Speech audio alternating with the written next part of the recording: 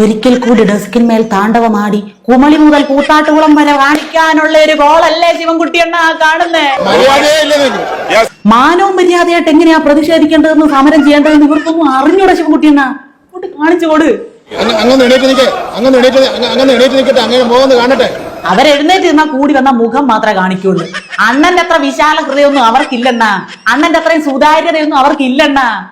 ഒരു പ്രതിഷേധം സഭയിൽ ഉണ്ടാവുമ്പം എന്തൊക്കെ കാണിക്കണം, എങ്ങനെയൊക്കെ കാണിക്കണം, എത്ര നേരം കാണിക്കണം എന്നൊന്നും അവർക്ക് അറിഞ്ഞുകൂടണ. ഒരാളുടെ തോളിൽ നിന്നും അടുത്താളുടെ തോളിലേക്ക് ചരിത്രത്തിൽ ഇടം പിടിച്ച ചരിത്ര പുരുഷനായി നിന്ന് പ്രസംഗിക്കുന്നത് മര്യാദ കാണിക്കാൻ. അണ്ണന്റെ മര്യാദ ഒരു പ്രാവശ്യം കണ്ടിട്ട് 1.5 ആഴ്ച ആളുകൾ ആശുപത്രിയിലായിരുന്നെന്നാ പറയുന്നത്.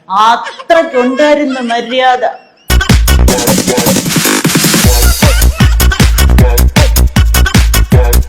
മര്യാദ ഇനി ആരെങ്കിലും കാണാനുണ്ടോ, കാണാത്തവരെയൊക്കെ വിളിച്ചുണർത്തിവരെ കാണിച്ചു കൊടുത്തിട്ട് അവസാനം നിന്ന് മര്യാദ കാണിച്ച് കുഴഞ്ഞ ക്ഷീണത്തിന് മാറി ബോധം കെട്ട് കടന്ന ചരിത്രം ഉണ്ട് അണ്ണന്. ഇത്രേ ഉളുപ്പില്ലായ്മ യഥാർത്ഥത്തിൽ സഖാവ് പിണറായി വിജയൻ പോലും ഇല്ല കേട്ടോ.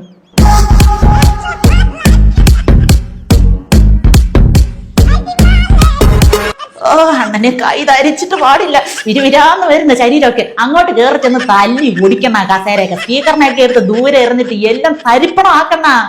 ആരും കൂടുതൽ പരിഹസിക്കൊന്നും വേണ്ട. അണ്ണനെ കാലെടുത്ത് കവച്ചു വെച്ച ഒരു വെപ്പുണ്ടല്ലോ, ഒരാളുടെ തോളിൽ നിന്ന് 4 ആൾക്ക് ശേഷമുള്ള ആളുടെ തോളിലേക്ക്.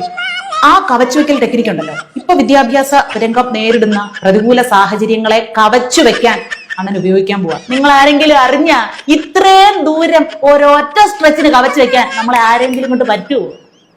അന്ന് കമ്പ്യൂട്ടറിനെ നിങ്ങളെടുത്ത് പൊക്കി എറിഞ്ഞില്ലേ എണ്ണ, താഴത്തെടുത്ത് അടിച്ചില്ലേ എണ്ണ എന്ന് ചോദിച്ചപ്പോ പറഞ്ഞെന്താന്നറിയോ അണ്ണൻ?